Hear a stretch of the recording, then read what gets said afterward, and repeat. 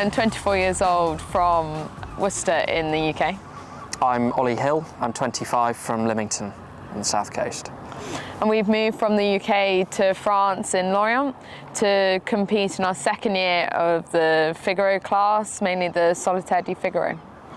Everything that we do, training, boat work, sail photos, all the analysis we do together. And it's just much more efficient that way, and we learn a lot more.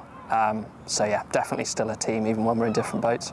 The setup in France is just truly professional in the sense of the word. Everybody sailing here, it's their full-time job.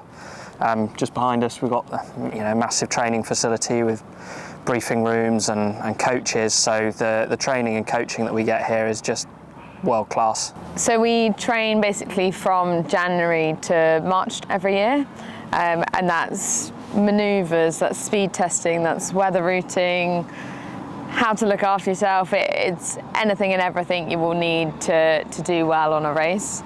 And then it goes into the season in March, and that starts with the Solo Geek or 10 as the first race.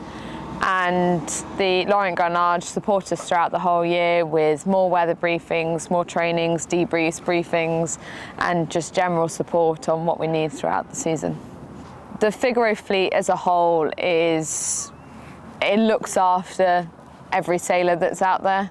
So everyone's a competitor, but everyone knows how difficult the Figaro racing is. So everyone's always looking out for each other on the racing. The one design aspect of it makes the racing so pure. Everyone's in exactly the same boats, and it really does just come down to the skill of the sailor as to the result. Budget has less of an effect in Figaro.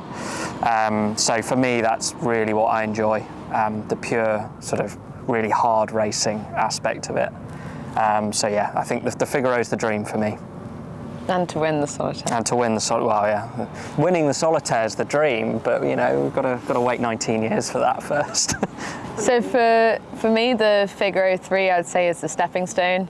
My dream goal is to compete in the Vendée Globe. This is the best place to learn with the One Design boats, the solo racing. It's so easy to learn from another competitor because you've just got like boats that you're trying to race. So you can see the differences and make small changes fairly efficiently and quickly. I think probably the biggest, I don't know whether it's a surprise, but the biggest difference, I guess, to anywhere else in the world is just how close the fleet is. In terms of racing, everyone's within 5 miles after 5 days, but sort of personally, the fleet's like a family. It's really, really close because it is so hard. Everybody really sort of gels together, and it becomes like a really nice atmosphere to be in. So the autopilot that we have on the Figaro 3 is an NKE module. Most of the electronics on the Figaro 3 are NKE, and they're one design throughout the whole class, so everyone's got the same autopilot. NKE, their way about thinking about an autopilot is to make it extremely adaptable to the conditions. So we have so many configurations and so many values that we can change, coefficients that we can change, whether that's rudder angle, rudder coefficient, counter rudder, wind damping, the gain, the roll, and everything else. So we can really adapt the autopilot to suit the conditions that we're sailing in. There's actually very few aspects of the boat that we can choose equipment manufacturer. We're allowed to select some of the hardware, and sails, I would say, is probably the biggest one. We're allowed to choose the manufacturer. Material choice is quite open, just excluding like really exotic fibers. We have a main, a J2, which both of those stay up until 30 knots, so they're pretty all-purpose, as does the A2.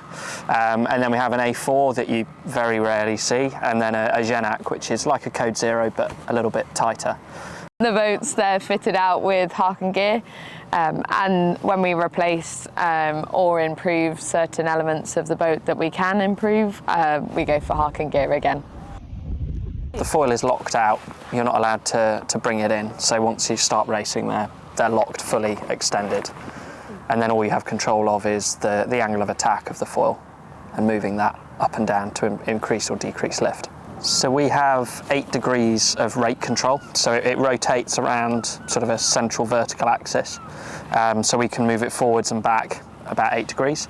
Now, when we're upwind, we use it quite similar to a traditional trim tab. to reduce leeway and stop the boat sliding sideways. The keel cord, so the width of the keel is only about that much. So it's really skinny. It makes the boats quite hard to drive when you're sort of at slow speeds. And then when we start to go faster, at higher heel angles, high boat speeds, it produces a lot of righting moment, which actually lifts the boat and pushes it upright.